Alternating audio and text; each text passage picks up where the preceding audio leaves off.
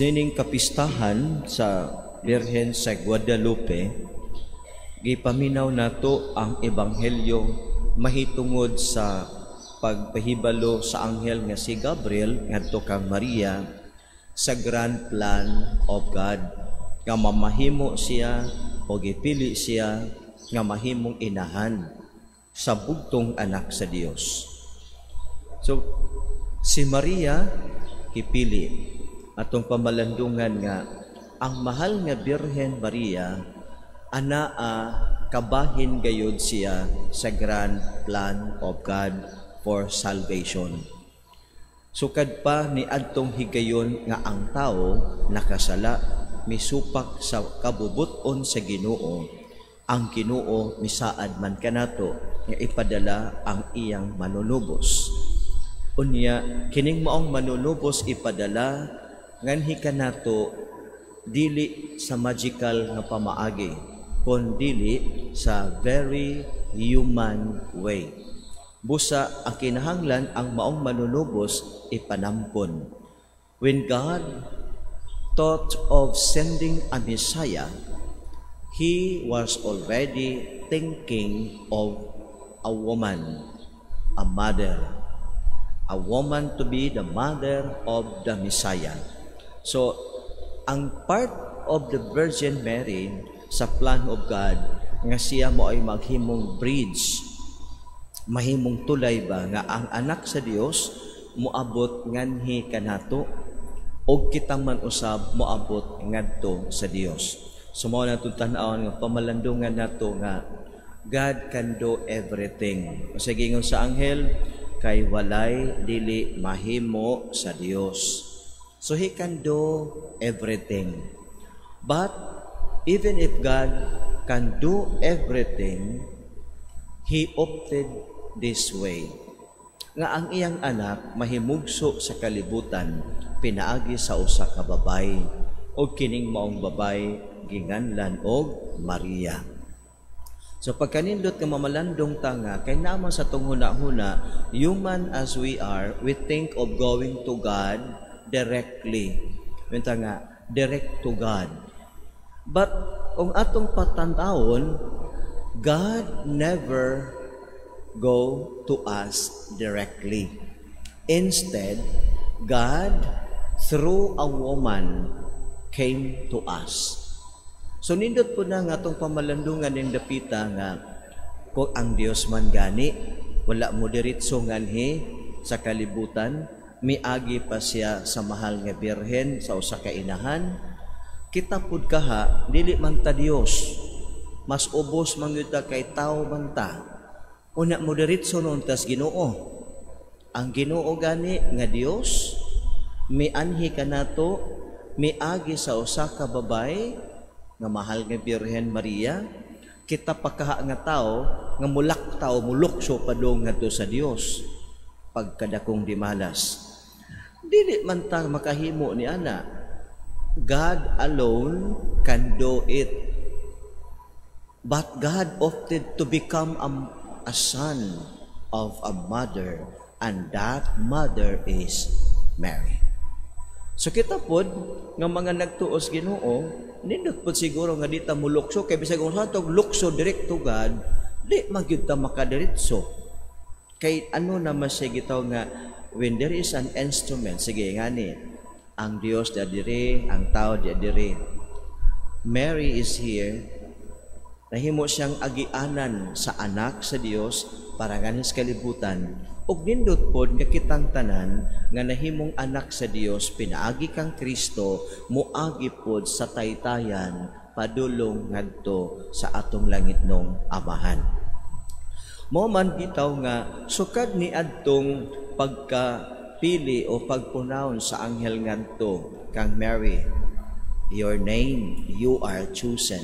Unya gibulgar o gi-announce sa mahal nga anghel nga Gabriel ngadto kang Maria ang grand plan of God. Unya si Maria bisan human as she was, wala gyud niya kaayo kana bitang wala kaayo niya masabti diha dayon. Busa nihunong sa siya, malandong sa siya, unsay bot ipasabot ni ini Wala din siya mo decide, wala din siya magputak-putak, unsa na pudi kana natin. But Mary stay quiet. Namalandong siya.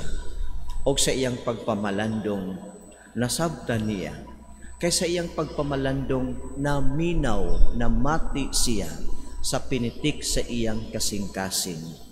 O ang pinitik sa iyang kasing-kasing, tungod kay sa gipuno man sa grasya, ang maong pinitik sa kasing-kasing ni Maria, usa ka pitik o pinitik sa sunod sa kabubuton sa Dios. Obedience to the will of God. So mga igsuon nga, si Maria naminaw, namati siya, si Maria namalandong, si Maria misabot, o si Maria mitahan. Maisugon nga mitahan sa iyang kaugalingon without thinking sa iyang kaugalingong kaayuhan, without thinking of her own security. Miingon dayon siya nga, sulugoon ako sa Ginoo, andam ako sa pagtuman sa imong gisulti, mahitabuon ta ka ng imong gipamulong dinhi kanako. Og sugod ni adto si Maria ang iyang taguangkan na himong mabungahon sa manunubos na himong puloy-anan. Sa Espiritu Santo gilalang ang manunubos diha sa taguangkan ni Maria. So pagkanindot nga mamalandong puta nga kini bitong atong kaluwasan, plano man is Ginoo. Apan God ask us to participate, to become a cooperator of His plan of salvation. And the only human nga iyang gitawag ba aron to cooperate sa iyang plan of salvation, the only woman is Mary. Then another one, iyang gitawag si Joseph. Later on gitawag niya si Joseph. Dili aron mao'y magbuntis kang Jesus, kundi aron mao'y mahimong earthly human father ni Jesus.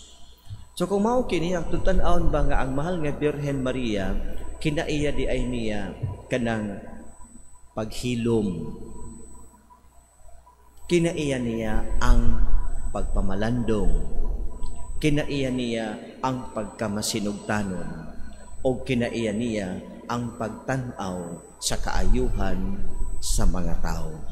Moman nga ang mahal nga Birhen Maria, gikan pa kaniadto sa sinugdanan in the 16th century, nagpakita siya ngadto kang Juan Diego didto sa Tepeyac. Unya buot niya nga ang mga tao mag-adunay debosyon, magampo, busa nagsugo siya kang Juan Diego at tua ang obispo, ingda nga magpahimo og kapilya para kanya. So mao ni bisan sa uban nga mga debosyon, uban nga mga birhen, mga titles of Our Lady, mao gyud na iyang hangyo nga kita nga iyang mga anak mamahimong mamati sa Dios, mamalandong kita adunay debosyon. Kay kanang debosyon pagpaduol man nas Ginoo, pagpaduol kinuyugan sa atong inahan.